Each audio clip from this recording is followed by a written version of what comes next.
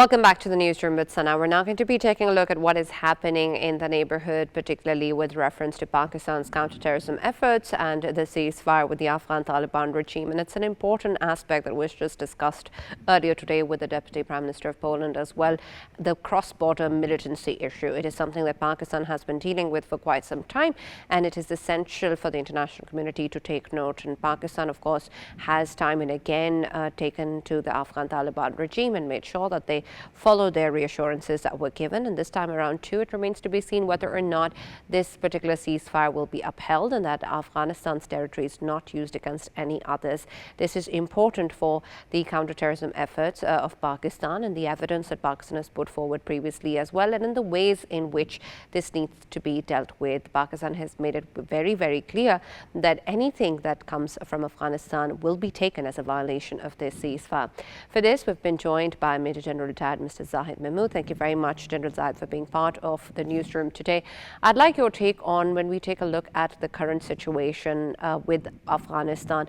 Pakistan has been at the forefront of making sure that the world understands what really is going on, what the issue is, how to tackle cross-border terrorism, the involvement of Indian spoiled elements, the safe havens that exist, and the reassurances that the Afghan Taliban regime need to make sure are fully met. And so it's important to understand that the international community is also looking eye to eye on Pakistan with this. So I want your take first when we speak about this particular issue. How do you think that the international community is viewing it, and what needs to be the response in terms of people understanding the core issues at stake?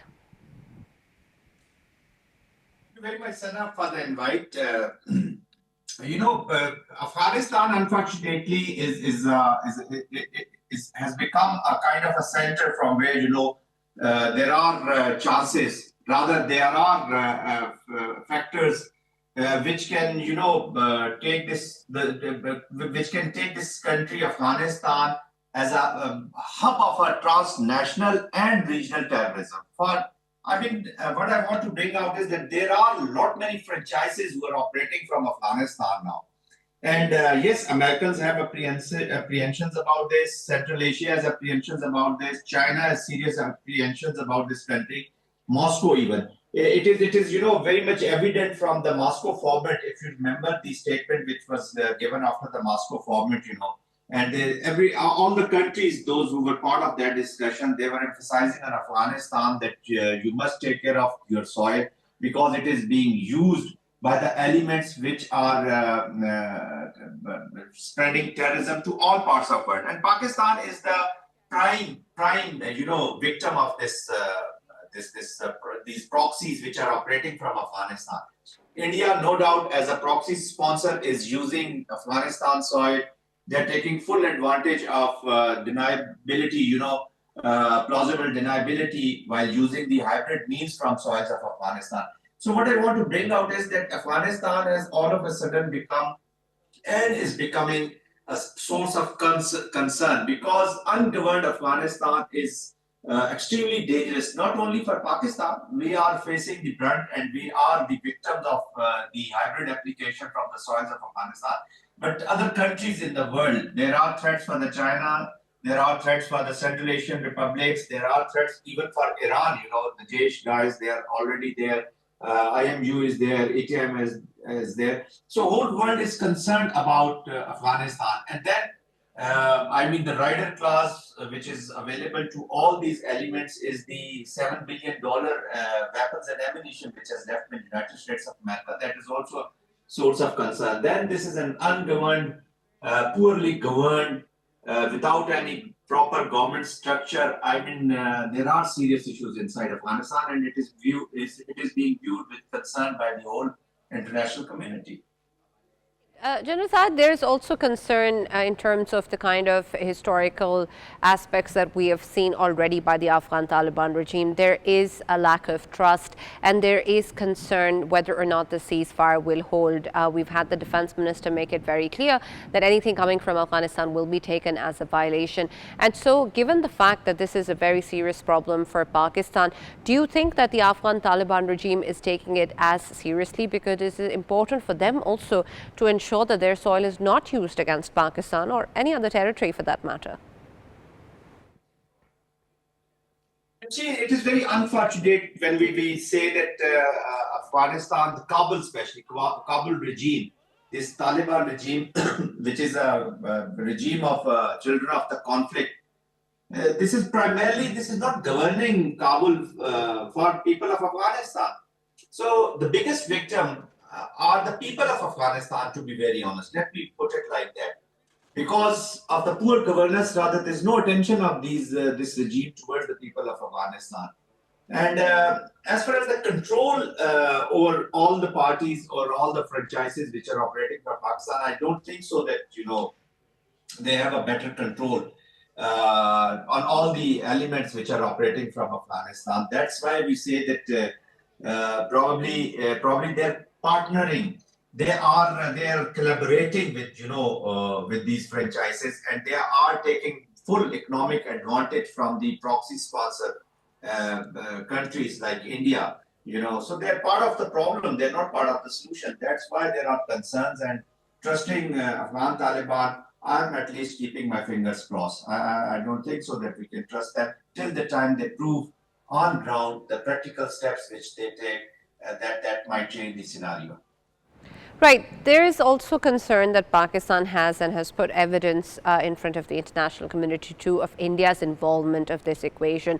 And we have seen that this is something that has been there for quite for quite some time with the kind of terror networks that exist. And so we've now seen a more thawing or more warming up of relations with the Afghan Taliban regime by India. And we've just had the embassy opening up in Kabul as well. And so when we take a look at this particular development, how do you think this will then impact the already existing terror networks that are there, and in the ways in which the impact will create perhaps more hindrances or obstacles for this protection to be ensured from Afghanistan's side?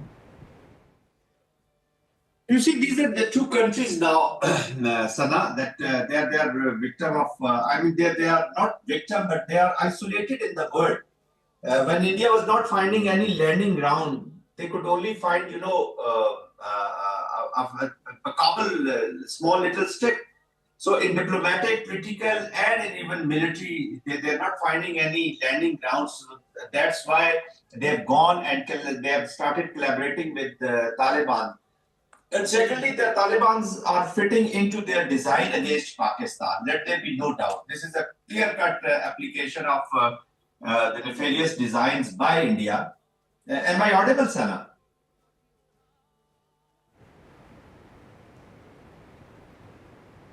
Yes, General Zahid, we can hear you. Please go ahead. Okay. So this is that's why once they found new friends, not new friends, they were already in their design. In 2021, once this Doha Accord was signed. At that time, Indians were the biggest, opponent of this Taliban regime.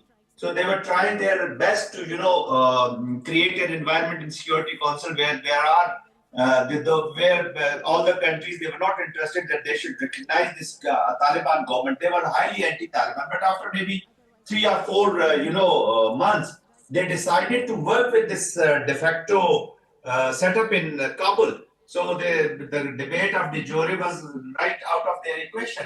So they started working with them, and the only objective was that we will collaborate with them, we will pay them very heavy, and we will use them against Pakistan.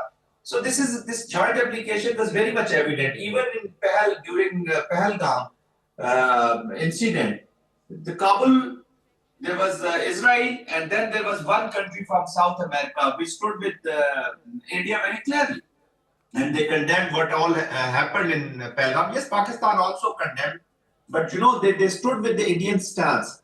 And now statements coming from the foreign minister of Afghanistan, from the soils of India, especially with regards to Kashmir, that is clear indication that these are two partners now, and their application is totally against Pakistan and against China, primarily being the main competitor of India as well. Though India is challenging China also, and especially Pakistan-China's strategic partnership and trust projects. So that those are the targets, and now there is no doubt. But let's see how they move forward. Pakistan is again trying to give chance to the peace through these negotiations, through bringing more countries in it. Although Qatar and Turkey is already in, China is also speaking to them. So Pakistan is trying to bring in regional countries as well, those who have stakes in Afghanistan.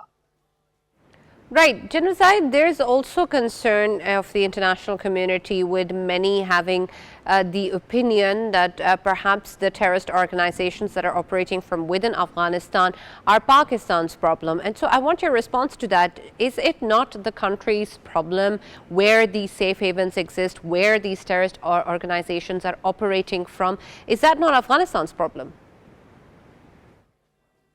You see, unfortunately, this is real politics which we are talking about. That everybody's not. But as I said, that there is a larger understanding. If you remember, General Corella, ex-Commander CENTCOM statement which he gave in front of the Standing Committee in the United States, he was very much, confident, and he was very much, he was not glad about Pakistan, that Pakistan is cooperating. It means that there were concerns, United States concerned, and there are Western concerns also about Afghanistan. Maybe at this moment they might not be speaking very loud, but the time will come once this threat will be emanating from Afghanistan, and it will be threatening the Western soils as well. Once they will come to know that how serious threat this was. Probably there is a silence, but to be very honest, Americans are interested in the stability of Afghanistan. President Trump himself as you know, many a time said that this withdrawal from Afghanistan was very poorly crafted withdrawal. This was not a withdrawal of the way the NATO forces should have been withdrawing. So it means that there are people in this part of the world who are really doubting the intentions of the United States and NATO countries also, that why they left this $7 billion weapon and ammunition in Afghanistan. But again, President Trump has accepted that there are concerns. President Trump has also shown interest in background. There's a huge debate already going on, and there are huge concerns of the regional countries as well. It means that West is eyeing on Afghanistan, and they're not happy with the stability and the kind of approach which this rogue Taliban regime is taking. So they're not happy with that. They might be a little quiet, but they are concerned. I don't think so that they're not concerned about Afghanistan. Right. General Zahid, there is also a lot of effort in terms of at least statements coming in from different countries with regards to helping keeping the peace, with regards to mediating. And of course, Qatar played a huge role just recently as well. But the US, China and Russia, Saudi Arabia are other countries that have spoken around the same tone. And so it's important to note what exactly can the contribution be. Russia is the only country at the moment recognizing the Afghan Taliban regime. It has also hosted the Afghan Mood just recently. But then there's, of course, very important ties that Pakistan enjoys with China and the US as well. And we have Mr. Trump championing peace and talking about him helping different conflicts end. So what role do you think these countries can play in supporting Pakistan's fight against terrorism? We need to understand that all the three major powers, Russia, China, and Americas, they have interest in Afghanistan. They have interest in the stability of Afghanistan. Approach may be different. China is approaching through the economic application. Russia is approaching through the diplomatic application by recognizing the Taliban regime. And US is using stick and carrot both. So they are giving around $90 million per month to, Afghanistan. Initially, they were given around 42 to 47 million dollars a week, but now it is around $90 million. So they're paying them, and along with that, the stick which they're using is they're talking about coming back to Bagram, and President Trump very pronouncedly has said that Afghanistan will have to hand over Bagram to us.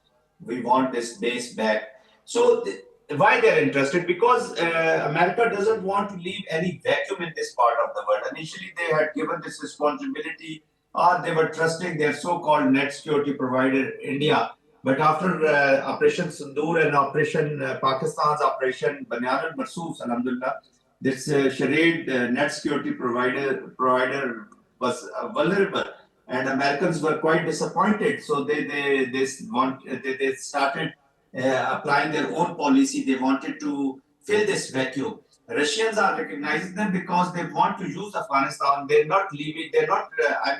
Ready to leave this space and vacuum for Americans. And Chinese, of course, being the main competitors, they have the interest in this region. So all these three countries have interest in this region, and Pakistan is the most important country. So they would like to have better relations with Pakistan as far as their application or their approach to their relationship with Afghanistan. So they would be needing Pakistan. So that's why Pakistan is at a key place. But unfortunately, Pakistan is the key victim also. The targeting of Pakistan, what all is happening against Pakistan, this has to be brought not only into the notice of these big powers, but these big powers will have to, join Pakistan in bringing stability in Afghanistan if they want to pursue their interest. And Pakistan can use this, can synergize this effort and then play a role of a bridge between these contesting nations. So probably Pakistan will have to come out with a superior diplomatic maneuver to achieve these results. This is challenging. It's not that easy, whatever I'm saying. But Pakistan has the capacity and capability to do it.